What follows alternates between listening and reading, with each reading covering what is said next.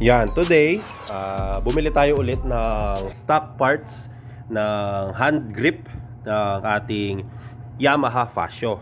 Marami kasi nagtatanong, plus tulad nga nung nasabi ko doon sa last review nitong Fascio, medyo masakit sa kamay ito. Pagka matagal ka nakahawak, ewan ko, medyo masakit sa kamay. So papalitan natin siya ulit ng stock hand grip. Sa forma, solid, napakaganda. Pero yon, papalitan natin. Ipapakita ko yung steps kasi maraming nagtatanong at maraming nag-comment sa Facebook page natin kung paano pinapalitan. Actually ito, iniikot lang to eh. Yan, itong bar end nya, bar end sa big bike, bar end to, hindi ko alam sa bar end din siguro sa scooter. So iniikot lang yan. Oh, ito. Yan, iniikot lang yan, matatanggal nyo na. Tapos hihilain lang to. Yan, umikot din to eh. Hinihila lang. Napakadaling palitan nitong sa left side. Ito madaling palitan. Ang medyo may concern ito.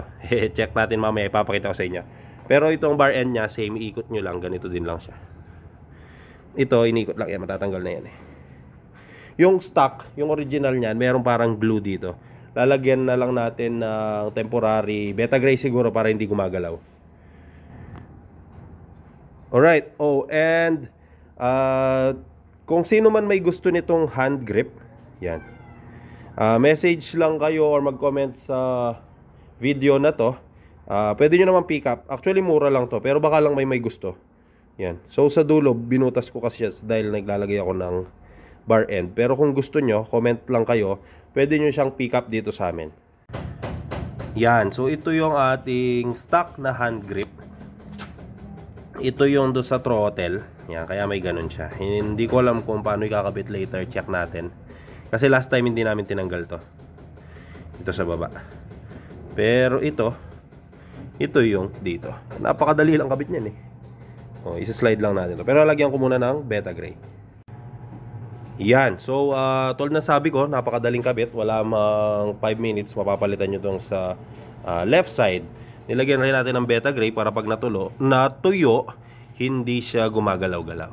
So, ayan yung fit niya. Ayan, back to at least kulay black. Hindi naman actually ganito yung stock niya, pero ito hindi na masakit sa kamay.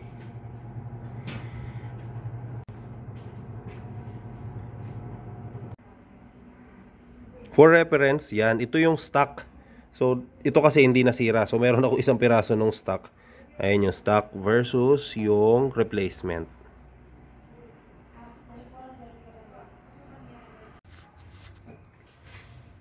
Yan, update. Bali, ito yung sinasabi ko. Meron kasi siyang ganito. Yan, nakagrip yung hand grip dito. So, hinila ko lang siya. Yan, parang alam nyo na kung ano yan. Hilahin lang. Ipapakita ko lang kung ano yung difference no dito sa left side na flat bar lang yung kanyang hand grip. Kaya napakadaling kabit. Nasa gano'n lang, 3 to 5 minutes kaya yung palitan to. Ito, kasi hindi naman tayo mekaniko, para sa mga nagtatanong din, ito yung loob ng hand grip. So may ganyan siya. Tsaka yan ang hirap kasing ikabit pag may mga nakasabat or nakasabagal na ganyan. Para siya may mga nut, para hindi gumalaw. Kasi ito yung throttle nyo. Yan. So ayan siya. Ang problema, dahil nga hindi ako mekaniko, hindi ko alam palitan to. Yan.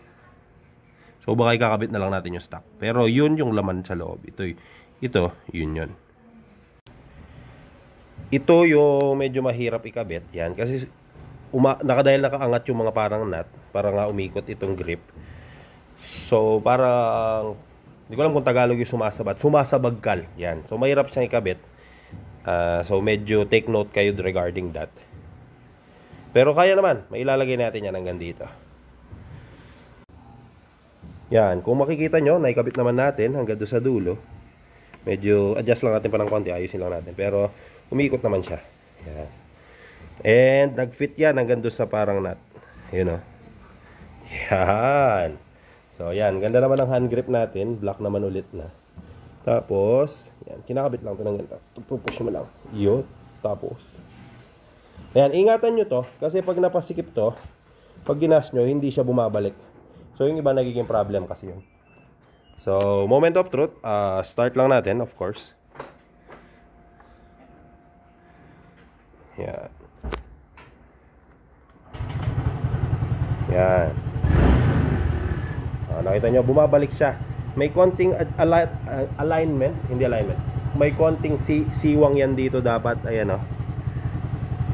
Yan, dapat may konting siwang kasi may ipit itong hand grip nyo. Yung iba kala nila sira na yung kanilang throttle or throttle cable or yung motor. See?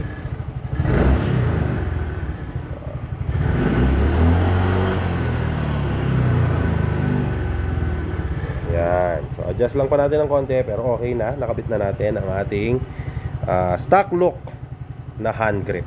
Yan. Mas gusto ko to kasi hindi masakit sa kamay.